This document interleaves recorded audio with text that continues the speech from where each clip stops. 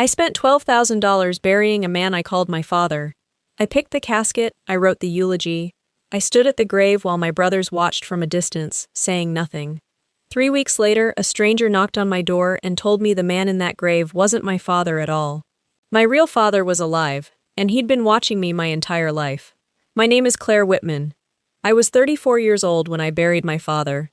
Or at least, the man I'd always believed was my father.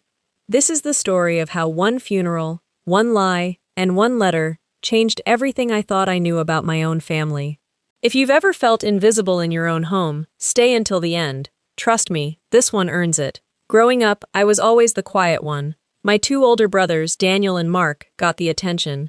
They got the birthday parties, the new bikes, the proud looks at school events. I got told to be patient and wait my turn. My mother died when I was 6, and after that, the man I called Dad raised the 3 of us alone. Or at least, he tried. He wasn't cruel, he just wasn't warm. Not with me, anyway. With Daniel and Mark, he laughed easily. He took them fishing. With me, there was always a kind of distance, like he was being careful around me. I used to think it was because I reminded him of my mother. Now I know it was something else entirely. When he got sick 4 years ago, early-stage dementia, then a stroke, my brothers vanished. Daniel said his job was too demanding. Mark said his wife didn't feel comfortable with hospital visits.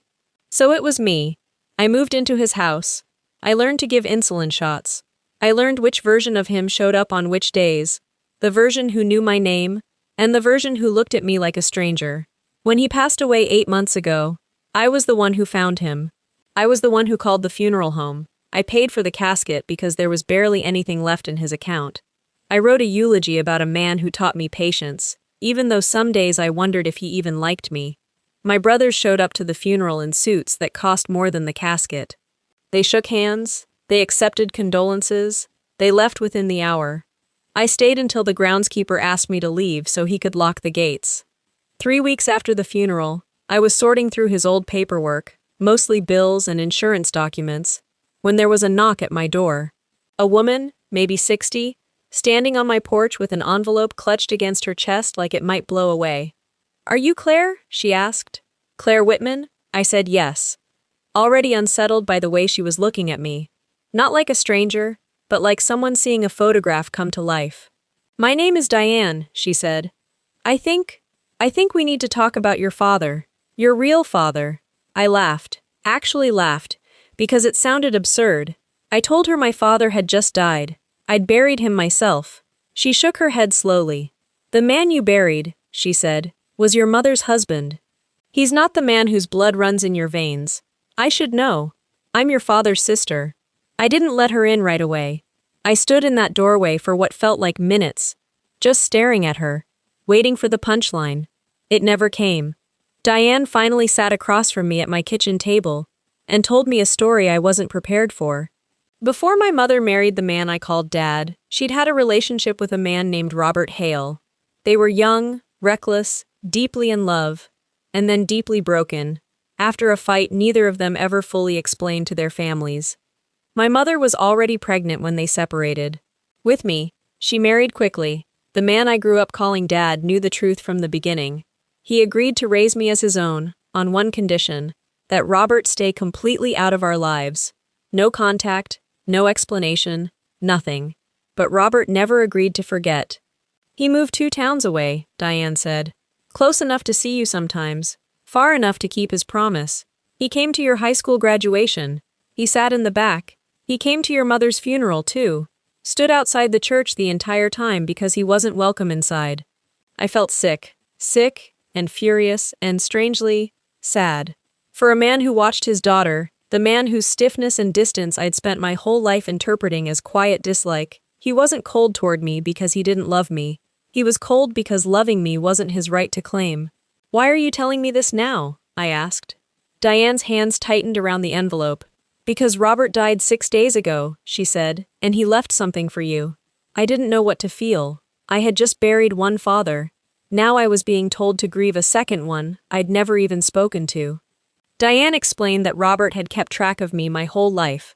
Quietly, carefully, through old friends, through newspaper clippings, even through a private investigator he hired once, just to confirm I was doing well after my mother died.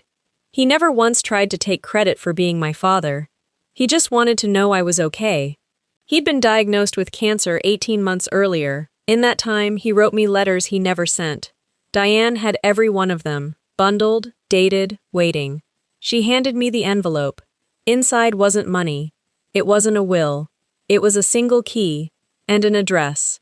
He bought a small property 15 years ago, Diane said. Put it in a trust under your name. He never touched it, never rented it out. He just wanted you to have somewhere that was only yours, whenever you were ready to know the truth.